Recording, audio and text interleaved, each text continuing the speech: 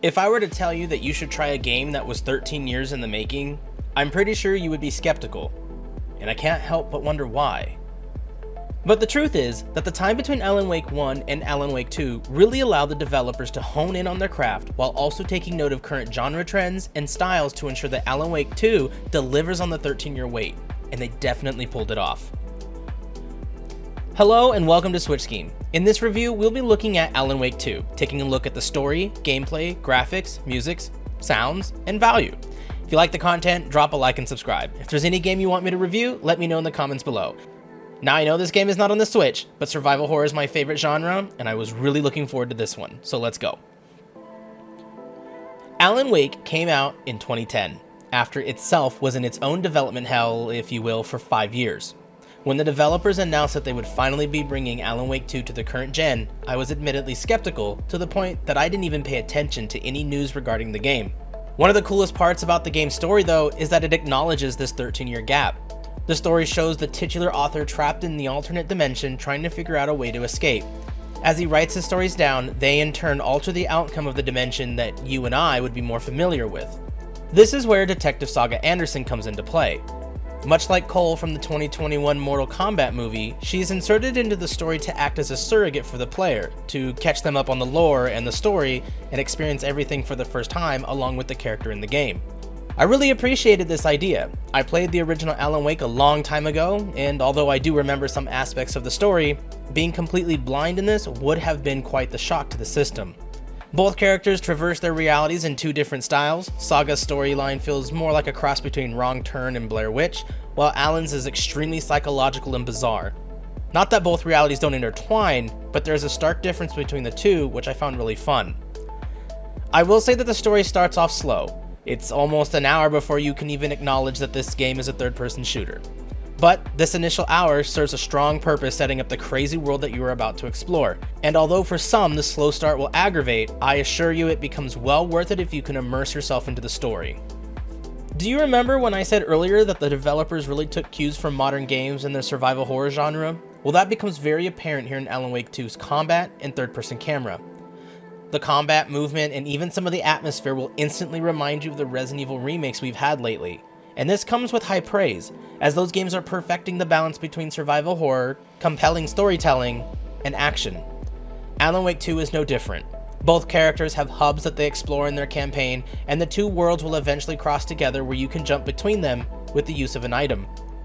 Saga's campaign sees a lot of exploration, dialogue, and solving cases, while Alan's campaign revolves around a portable lamp, which reminded me of the Dumbledore light thing from Harry Potter. Alan can basically move light from one source to another to alter the environment and access areas that were previously blocked off. Both characters have access to something called the Mind Place. Saga's Mind Place is used for piecing together the story's cases and crimes to help her solve the mystery, while Alan's Mind Place is his writer's room, which he uses to write stories which can change Saga's dimension. The combat will feel very familiar to Alan Wake fans. You have to use your flashlight to spot enemies, weaken them, and then make them vulnerable to your shots. One of the best aspects of this mechanic are the false enemies, where you'll see apparitions walking around. You'll think they're an enemy to fight, only to realize it's nothing. And then after you've seen that for a while, the game will throw you a curveball by making one of them real, right as you let your guard down. Bullets and supplies are scarce, just as they should be in a survival horror, and the gameplay feels good. And I only have a few complaints. I found some obnoxious handling in the Mind Place for Saga's case files, as well as a few instances where the game wasn't quite obvious enough about where I was supposed to go or what I was supposed to do. I know that may sound ridiculous and like I'm asking for my hand to be held, but the character will audibly state that they want to do one thing, such as go down this path, and as you start to walk it, another character will then, a few seconds later, say, no, let's do something instead, and then you'll have to turn around to go see what they're talking about. It's a small and minor gripe, but it did lead to a few cases of me going the wrong way simply because the one I was talking to decided to take their sweet time in expressing what was on their mind. I will also say that Saga's story can be rife with cliché.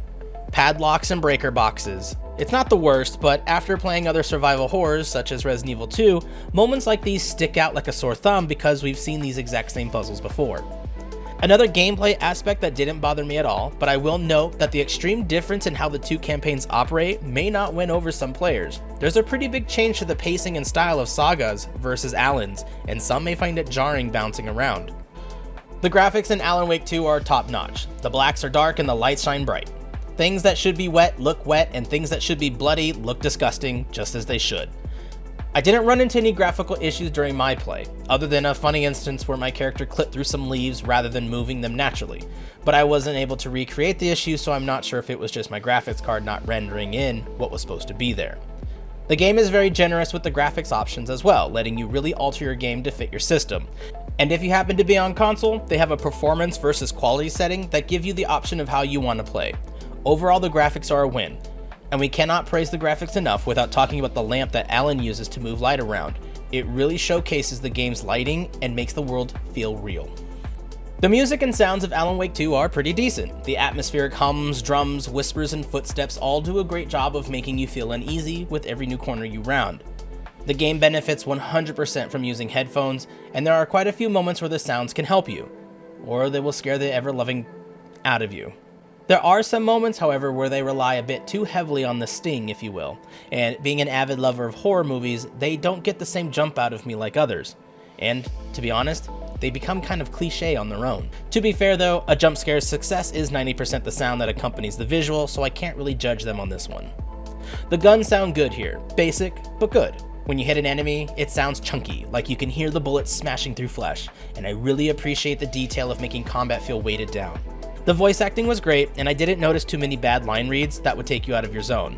And the music is pretty cool too. Every chapter has its own little theme, and that really stuck out, and it makes me kind of want the soundtrack. When we talk about value for dollar, the developers clearly put a lot of blood, sweat, tears, and effort into Alan Wake 2, and it really does deserve a purchase from any fan of survival horror. The campaign has a few difficulties to get through and lots of achievements and collectibles to get. A standard playthrough might take you 15 to 20 hours depending on how much you rush versus explore. One of the best things though is that once you beat the game, you unlock a new game mode, and it's not just a harder difficulty, it also has an alternate narrative, which is honestly really cool and gives you more incentive to play the Nightmare mode. There's also New Game Plus, as well as confirmed DLC and post-launch content that will be coming down the line to give us more. Sure, it will come at a cost, but this means there will be chances to come back to the game later, which adds to the replayability factor. One major downside here though when it comes to value is that the game will be digital only. Remedy has said that they have no plans for a physical release to keep costs in place. This really stings those of us like myself who despise digital-only download games, due to the potential for a store closure to bar access to something we've paid for. So I can understand if a few gamers skip this game on that basis alone. The good news is that the game is so well received so far, and I'm hoping it sells well enough that they give it the Skyrim Resident Evil 4 treatment where they just re-release it on the next gen to keep it in our libraries. Overall, this game is a survival horror masterpiece. It truly embraces what it means to be a psychological horror without being too cliche. The scares are good, although there is a reliance on jump scares at some points, and I often consider those cheap scares, but it is what it is. The atmosphere and sound totally make up for it though. The reliance on cliched puzzles and the pretty big difference between how the two campaigns play, pacing-wise, will jerk some people around and they may not find it very enjoyable and more so annoying. All these minor gripes though are just that, minor. It took the developers 13 years to bring us Alan Wake 2, and surprisingly, that wait sucked, but the end product delivered, big time. And I firmly believe that this will sit upon the pantheon of survival horror, and I already can't wait to see what the minds at Remedy Games do next, either with Alan Wake or another IP.